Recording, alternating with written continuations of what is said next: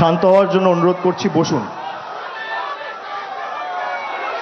দলনেত্রী ইতিমধ্যেই তার বক্তব্য রেখেছেন, আমাদের দিক নির্দেশিকা দিয়েছেন।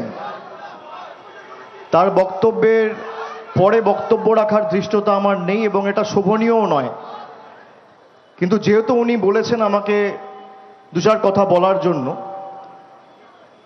তাই আমি আপনাদের সামনে কিছু কথা আজকে বলবো। আমি শুক্রবার এই মঞ্চে বক্তব্য রেখেছিলাম। গতকাল এবং পরশুদিন আমি আসতে পারিনি, আমার নির্দিষ্ট কিছু কর্মসূচি ছিল।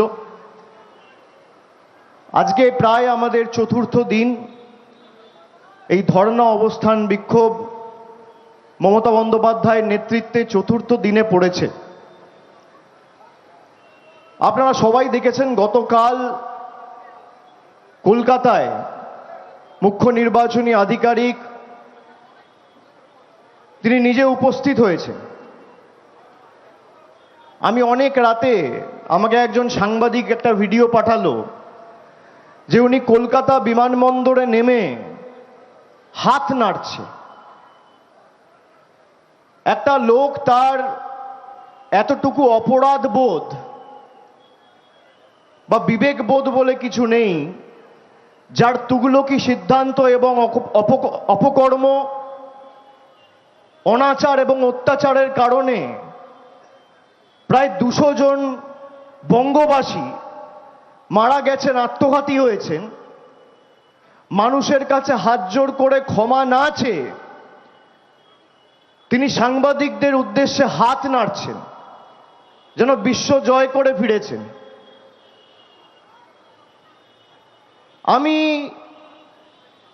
কালকে এই চিত্র দেখে কিছুটা অবাকই হয়েছি যে এদের মনুষ্যত্ব বলে কিছু নেই। যাদের অঙ্গুলি হেলনে এরা কাজ করে এবং দেশের সংবিধানকে চূর্ণ বিচূর্ণ করেছে, ছিঁড়ে টুকরো টুকরো করেছে, সেই সংবিধানের বিরুদ্ধে গিয়ে কাজ করে যারা দেশের গণতন্ত্রকে ভুলণ্ঠিত করেছে, তাদের বিরুদ্ধে 10 কোটি বঙ্গবাসীকে আগামী দিন জোট বাঁধতে হবে। আমরা আজ যে এখানে সমবেত হয়েছি, সংঘবদ্ধ হয়েছি মমতা বন্দ্যোপাধ্যায়ের ডাকে, আমরা জানি ইতিমধ্যে প্রায় 60,07,000 জল জ্যান্ত জীবিত ভোটার জোর জবরদস্তি তাদের নাম আন্ডার অ্যাডজুডিকেশন করে রাখা হয়েছে, যাতে তারা ভোট না দিতে পারে। এবং একমাত্র বিজেপির অঙ্গুলি হেলনে এই কাজগুলো হচ্ছে। যারা আমার কথা শুনছেন, জানছেন, আমি প্রথম দিন যখন সাংবাদিক বৈঠক করে এসআইআর এর বিরোধিতা করে আমাদের দলের অবস্থান স্পষ্ট করেছিলাম, আমি বলেছিলাম এই নির্বাচনী কমিশন, এই নির্বাচন কমিশন এবং নির্বাচন কমিশনার নিরপেক্ষ নয়। ইনি বিজেপির সহকর্মী বা বিজেপির সহকারী সংস্থা হিসেবে কাজ করছে। আপনারা দেখেছেন কালকে উনি যে হোটেলটায় গিয়ে উঠেছেন, কলকাতায় ছোট বড় মিলিয়ে 5,000-এর বেশি হোটেল রয়েছে। 200, 400, 500, 10টা 50টা হোটেল নয়, 5,000-এর বেশি হোটেল রয়েছে। দিল্লির বাবুরা, অমিত শাহ থেকে শুরু করে মধ্যপ্রদেশের মুখ্যমন্ত্রী, রাজস্থানের মুখ্যমন্ত্রী, বিজেপির সর্বভারতীয় সভাপতি, তারা এসে যেই হোটেলটায় ওঠে, যেই ঘরটায় ওঠে, সেই একই হোটেলে আর একই ঘরে চিফ ইলেকশন কমিশনার উঠেছে। এ তো নিহাত কাকতালীয় হতে পারে না। যে হোটেল, যে ঘরে অমিত শাহ থাকে, সে একই হোটেলে একই ঘরে জ্ঞানেশ কুমার থাকছে। কলকাতায় সব মিলিয়ে 5,000 হোটেল রয়েছে। আর একটা হোটেলে যদি 50টা করে রুম থাকে, তাহলে প্রায় 2.5 লক্ষ রুম রয়েছে। 2.5 লক্ষ রুমের মধ্যে একই হোটেলে একই রুমে রয়েছে জ্ঞানেশ বাবু,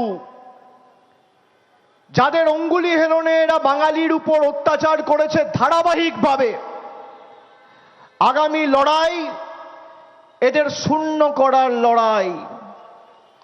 এই লড়াই খালি তৃণমূলকে চতুর্থবার জেতানোর লড়াই নয়, এটা ভোট টু ইলেক্ট নয়, এটা vote two punish, vote two reject, প্রতিবাদের ভোট, প্রতিরোধের ভোট, শাস্তি দেওয়ার ভোট। যারা বছরের পর বছর আমাদের নিপীড়িত, বঞ্চিত, বাংলাদেশি বলে অত্যাচারিত, অবহেলিত, শোষিত করে রেখেছে, তাদের যোগ্য শিক্ষা দেওয়ার, জবাব দেওয়ার ভোট। একটা মানুষের যোগ্য অধিকার যেন বিজেপির নির্বাচন কমিশন কেড়ে না নেয়, সেই জন্য তৃণমূল কংগ্রেস রাস্তায় রয়েছে। আমরা যেমন পার্লামেন্টে লড়াই করছি, আমরা রাস্তায় রয়েছি, আমরা কোর্টে রয়েছি। গতকাল আমি মন্দির বাজারে গেছিলাম, আমার সভা ছিল। 2 তারিখ এই মার্চ মাসের, আজ থেকে ঠিক 7 দিন আগে দেশের স্বরাষ্ট্রমন্ত্রী সেখানে সভা করতে এসেছিল বিজেপির পরিবর্তন যাত্রার, রথযাত্রার সূচনা করতে। তিনি 30 মিনিট বক্তব্য রেখেছেন। যে কটা কথা বলেছেন প্রত্যেকটা তথ্য ভুল, প্রত্যেকটা কথা মিথ্যে, আমি কাল প্রমাণ করেছি। তার অধীনস্থ এনসিআরবি যে তথ্যটা প্রকাশিত করেছে 29শে সেপ্টেম্বর 2025 সালে, আমি পুঙ্খানুপুঙ্খ সেই তথ্য তুলে ধরেছি। সেই এনসিআরবির তথ্য অনুযায়ী ভারতবর্ষের সবথেকে নিরাপদতম শহর নাম কলকাতা, এবং সেই এনসিআরবির তথ্য অনুযায়ী মহিলাদের উপর সবথেকে বেশি নির্যাতন এবং অপরাধের ঘটনা যদি কোনো রাজ্যে ঘটে থাকে, সেই রাজ্যের নাম হচ্ছে উত্তরপ্রদেশ, যেটা রয়েছে 1 নম্বর স্থানে। 2 নম্বরে মধ্যপ্রদেশ, 3 নম্বরে রাজস্থান। 3টেই ডবল ইঞ্জিন সরকার। মহিলাদের বিরুদ্ধে অত্যাচার, নারীর নির্যাতন, তপশিলীদের উপর অত্যাচার, জনজাতি মূলবাসীদের নির্যাতন, প্রত্যেকটা ক্ষেত্রে গোল্ড মেডেল স্টেট হচ্ছে বিজেপি। উত্তরপ্রদেশ প্রথম স্থান, দ্বিতীয় স্থান মধ্যপ্রদেশ সিলভার মেডেল, 3rd স্থান হচ্ছে রাজস্থান ব্রোঞ্জ মেডেল। এই হচ্ছে ডবল ইঞ্জিন সরকারের নমুনা বা নিদর্শন। তিনি এসে বলেছেন মমতা বন্দ্যোপাধ্যায় যদি আগামী দিন ক্ষমতায় আসে তাহলে রাজ্যটা ভাইপো চালাবে। উনি আমার নাম নিতে বোধহয় বিজেপির সেজো মেজো বাংলার নেতাগুলোর, দিল্লির তল্পিবাহকগুলোর মতো উনিও ইতস্তত বোধ করেন। আমি অমিত শাহকে এই মঞ্চ থেকে চ্যালেঞ্জ করে বলি, আমি অনেক চ্যালেঞ্জ অতীতে করেছি, বিগত দিনে করেছি, আজও করব, ভবিষ্যতেও করব।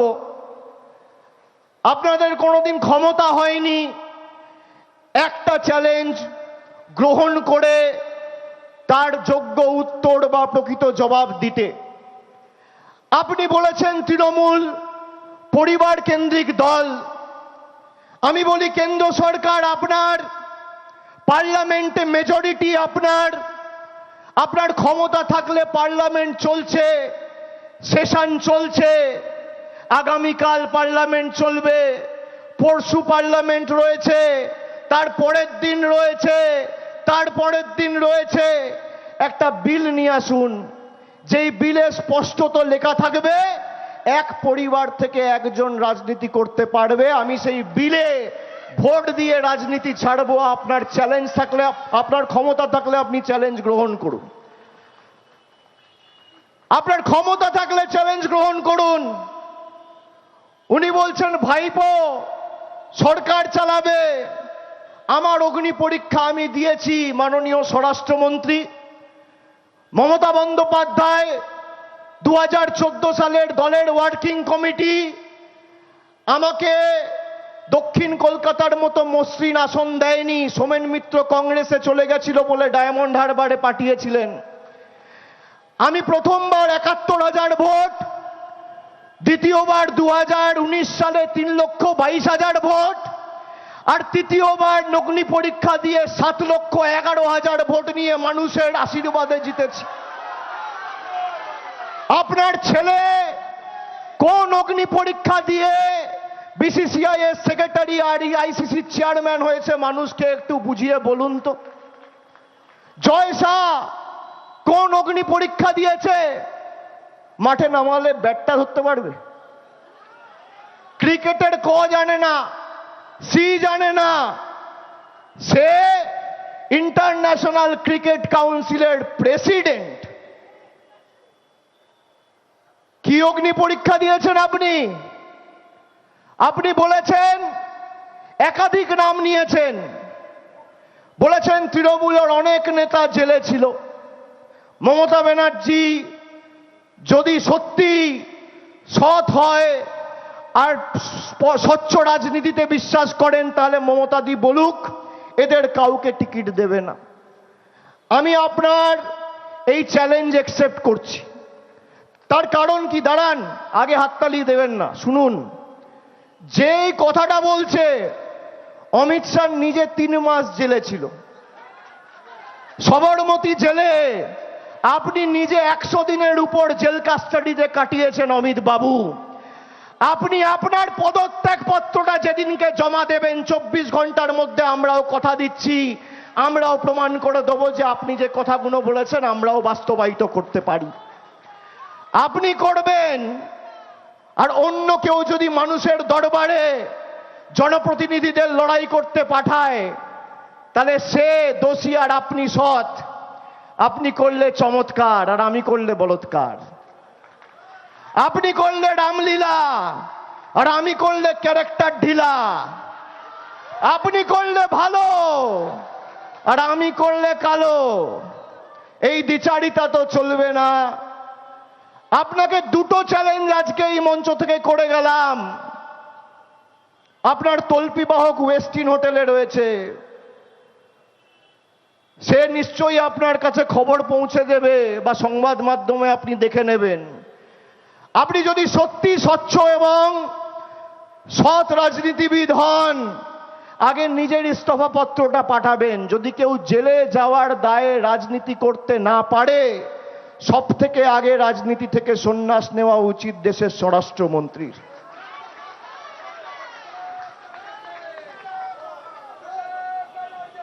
যারা রথযাত্রা,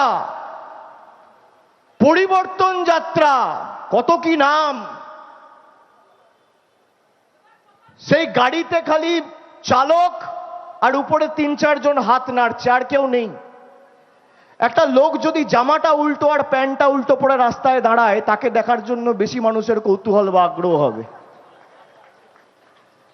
একটা গ্রামে যদি কেউ জেসিবি দিয়ে মাটি কাটে, সেখানে 10টা লোক জড়ো হয় দেখার জন্য। এদের রথযাত্রা দেখতে 5টা-7টা লোকও হচ্ছে না। এসআইআর তো বিজেপির র্যালিতে হয়েছে, বিজেপির মিটিংয়ে হয়েছে। আমাদের জব্দ করতে এসে নিজেরাই জব্দ হয়ে গেছে।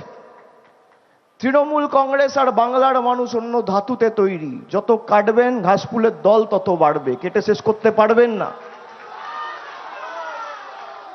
বিশুদ্ধ লোহা যেমন হয়, যত আঘাত করবেন, যত মারবেন, যত পোড়াবেন, যত তাতাবেন, সেই লোহা তত শক্তিশালী হয়। মমতা বন্দ্যোপাধ্যায়, তৃণমূল কংগ্রেস বাংলার মানুষের বিরুদ্ধে লড়াই ঘোষণা করার আগে অমিত বাবুদের বলবো একটু আলিমুদ্দিনে গিয়ে ক্লাস নিয়ে আসবেন। মমতা বন্দ্যোপাধ্যায়ের আন্দোলন সংগ্রামের ইতিহাস, তৃণমূলের জন্ম, রাস্তায় নেমে আপসীন লড়াই কাকে বলে একটু সিপিএম এর জল্লাদগুলো বা হাড়মাদদের থেকে জেনে আসবেন। 34 বছরের জগদ্দল পাথরকে ভেঙে চূর্ণ বিচূর্ণ করেছে মানুষকে নিয়ে। ভারতবর্ষ কি সারা বিশ্বের মধ্যে নজির নেই। হাত পা মাথা, পা থেকে মাথা, শরীরের এমন কোন জায়গা অঙ্গ নেই যেখানে সিপিএম এর জল্লাদদের ডান্ডা পড়েনি, তাও তাকে দমাতে পারেনি। আপনারা তো কোন ছাড়? আপনি ভাবছেন মানুষের ভোটাধিকার কেড়ে নিয়ে আমরা বাংলাকে জব্দ করব? যারা আমার কথা শুনছেন, কালকে দিল্লি থেকে একজন আমলা আমাকে রাত্রিবেলা ফোন করেছিল, বলছে এদের ষড়যন্ত্র আরো বৃহৎ।